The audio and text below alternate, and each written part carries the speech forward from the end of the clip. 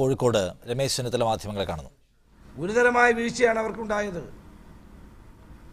ഈ നിയമസഭയിലെ 2 MLA-മാർ, രാജു എബ്രഹാം റാന്നിയിലെ MLA, അതോടൊപ്പം തന്നെ Chengannur MLA Saji Cherian, Wayanad MLA OR Kelu, ഇവർ 3 പേര് സത്യം പറഞ്ഞു. 3 പേരെ നിയമസഭയിൽ പ്രസംഗിപ്പിക്കാൻ സമ്മതിച്ചില്ല. മുഖ്യമന്ത്രി പറയുന്ന അലർട്ട് എന്നൊക്കെ പറയുന്ന ആ ഉദ്യോഗസ്ഥന്മാർ ആ ബുക്കിൽ എഴുതി വെക്കുന്നതാണ്.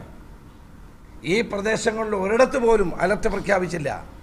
എന്താണ് ഈ അലർട്ട് എന്ന് പറയുന്നത്? ആളുകളെ റീഹാബിലിറ്റേറ്റ്, അവർക്ക് നേരത്തെ സൈറൺ മുഴക്കുക, അവരൊക്കെ വേറെ സുരക്ഷിതമായ സ്ഥലങ്ങളിലേക്ക് മാറ്റിപ്പാർപ്പിക്കുക, അവർക്ക് ഇങ്ങനെയൊരു സാഹചര്യം ഉണ്ടായാൽ എന്തെല്ലാം ചെയ്യണമെന്ന് ജനങ്ങളെ പഠിപ്പിക്കുക തുടങ്ങിയിട്ടുള്ള വലിയൊരു പ്രൊസീജിയറാണ്.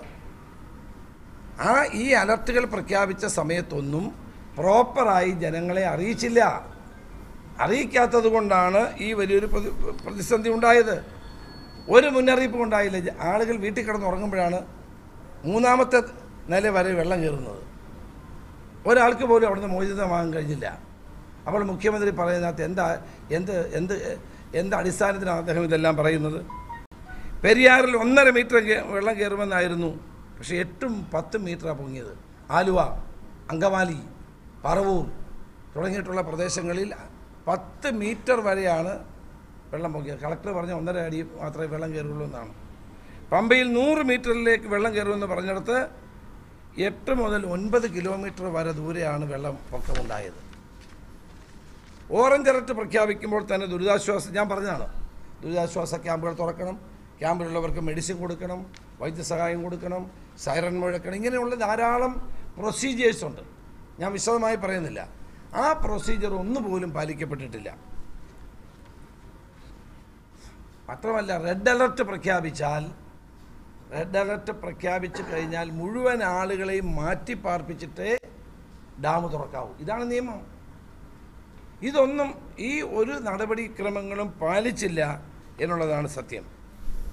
ഇപ്പോൾ ഇടുക്കിയിലെ കാര്യം മാത്രം ഞാൻ പറയാം. മുഖ്യമന്ത്രി മറുപടി പറയട്ടെ. ജൂലൈ 31 അണക്കെട്ടിൻ്റെ ജലനിരപ്പ് 2395.68 ഉയർന്നു. പരമാവധി അതിൻ്റെ ശേഷി എന്ന് പറയുന്നത് 2403 അടിയാണ്. അപ്പോഴാണ് കനത്ത മഴ ഉണ്ടാകുമെന്നുള്ള മുന്നറിയിപ്പ് വരുന്നത്. ഡാം കൃത്യസമയത്ത് തുറന്നു വിട്ടിരുന്നെങ്കിൽ തുറന്ന് ജലനിരപ്പ് കുറയ്ക്കണമായിരുന്നു. കാരണം വലിയ മഴ വരാൻ പോകുന്നു.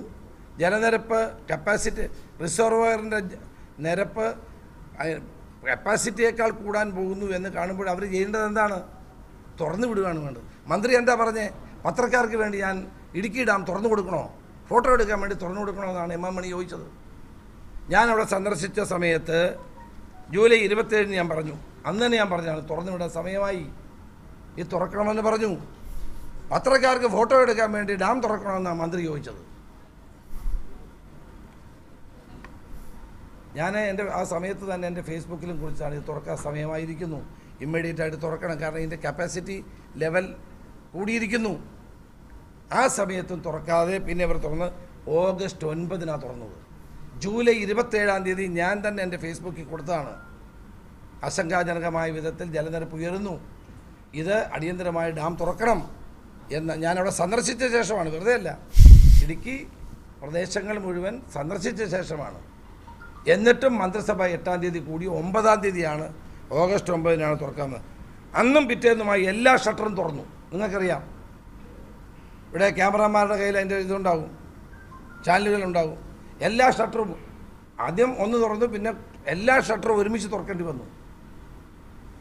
ചാലക്കുടിയിൽ 6 ഡാമുകൾ ഒരുമിച്ച് തുറന്നു. അപ്പർ ഷോളയാർ, ഞാൻ എൻ്റെ വിശദാംശങ്ങളിലേക്ക് പോകുന്നില്ല, നിയമസഭ ഞാൻ പറഞ്ഞതാണ്. കേരള ഗവൺമെൻറ്റും തമിഴ്നാട് ഗവൺമെൻറ്റും തമ്മിൽ എഗ്രിമെൻ്റ് ഉള്ളതാണ്. ഇത്തവണത്തെ വാട്ടർ ഷെയറിങ്ങിനെ സംബന്ധിച്ചുള്ള അതിൻ്റെ ചെയർമാൻ കേരളം ആ കമ്മിറ്റി കൂടിയിരുന്നെങ്കിൽ നമുക്ക് ആ വെള്ളം തുറന്ന് തമിഴ്നാട്ടിലേക്ക് കൂടി വിടാമായിരുന്നു.